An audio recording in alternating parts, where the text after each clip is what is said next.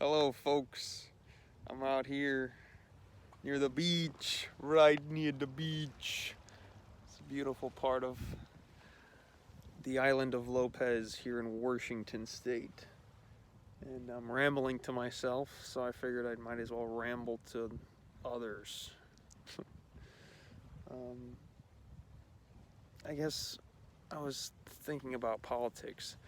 Um, Being in the improv community, things are primarily left leaning, uh, pro political correctness, pro all this like gender, racial stuff, which is very limiting to creativity, I find.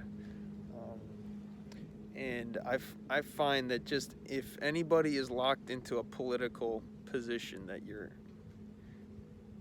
that is compromisable behavior because politics is inherently divisive, so it's going to create enemies and animosities and resentments, and the absence of love will be there because people are forgetting that they're humans. I'm human. We're the same in that way. And they're just going to say, well, they're Republican, well, they're a Democrat, so they're immediately invalid, so fuck them. And people feel justified in talking shit or murdering or doing other horrible things to people because they've had it in their mind that, well, they're this side of the coin, so they're not valid and they're not going to sway me in any type of way. People are very closed-minded because they're addicted to their trauma-based reality, and that's most of humanity. And yeah, it's nice to be by the water here, and it's also interesting to see that my thoughts are pretty prevalent still. And something I read last night that was really interesting and reminding, because I feel like I've done so much work on myself that I shouldn't be having all these thoughts still racing continuously over and over and over, repetitive, fucking vile, violent thoughts. Um, it's violence against myself, really. It feels like I'm raping my heart with my mind. I'm raping my soul with my own mind. That's being a bit dramatic, but something I read last night that gave me some great clarity on this was it's about unidentifying with the ego mind. So in meditation, for me for a long time, it was like I have to stop thinking. Why am I still thinking? I have to stop thinking. What is this thinking is continuing? But I think for me at least, and the most humanity, is like our minds have been so conditioned to be on all the fucking time because we're taught that's how we're supposed to do every single thing is with our minds, forgetting about our hearts. And that I think is impossible and can be another trap of thinking I just have to stop thinking. You can't stop thinking with thinking. You can't solve a problem with the same consciousness that created it. That's Einstein. Very good at thinking, that guy. So it's about not making the fact that I think about all this fucked up shit who I really am.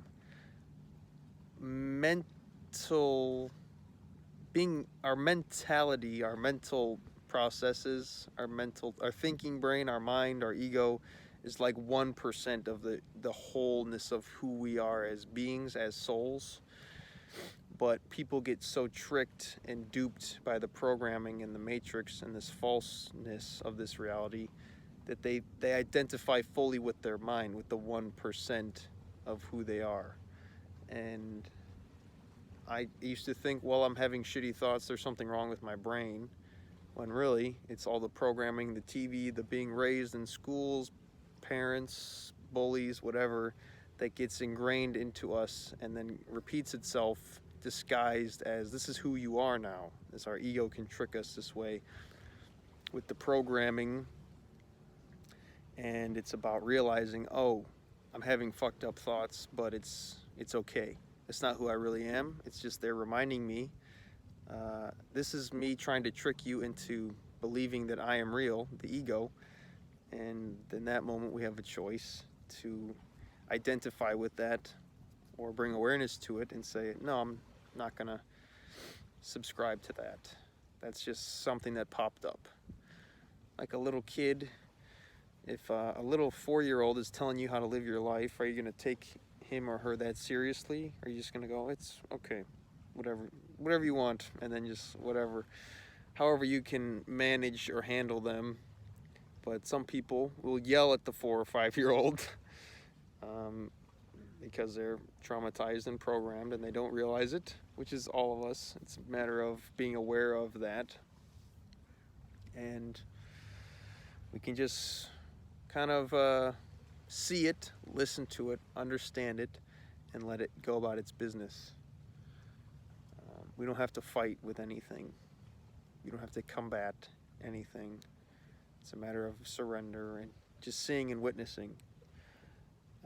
Because trauma is formed when we don't see and we don't witness fully.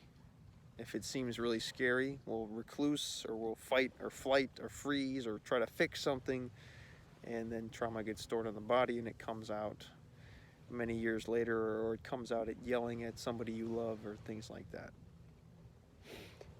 So, I was talking about politics earlier. I don't know. It's like the epitome of retardation that our countries and our nations and whatever else are run by people that are just, their primary ability to win is based on how bad they make the other person look. Where there could be a system of mutual respect and like, hey, I'm doing this thing, that guy's doing that thing. I think maybe mine could be better. His is good too, though. Like healthy competition, if you will. But that's not how it is. So it's another part of the programming of just creating separation and division. And it's about the opposite. It's about unity. It's about the oneness. It's about expanding consciousness is through love, because love runs the universe. And this is all just shit that I believe, and things that I've read and heard and listened to and read and heard and watched and things like that of that nature.